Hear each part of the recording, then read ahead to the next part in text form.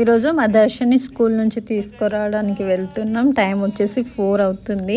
నేను ఎప్పుడు వెళ్ళను, ఏదో ఒక రోజు మాత్రమే వెళ్తాను. రోజు మా హస్బెండ్ తీసుకొస్తారు. ఈరోజు తనకు వర్క్ ఉంటే రాలేకపోయారు. సో ఎండ బాగా కొడుతుంది, ఆ ఎండలో అయినా తీసుకెళ్తున్నా. ఎంతమంది మదర్స్ వాళ్ళ పిల్లల్ని తీసుకురావడం చేస్తారు. నేనైతే అప్పుడప్పుడు వెళ్తాను. ఇలా పెద్ద పని ఫస్ట్ నేనైతే వేరే వాళ్ళని చూసి నాకెప్పుడు ఇలాంటి పని వస్తుందని అనుకునేదాన్ని. కానీ తీరా వీళ్ళు స్కూల్కి పోయినాక నాకు చికాకులేస్తుంది, ఊకే తీసుకురావడం ఏంటా అని.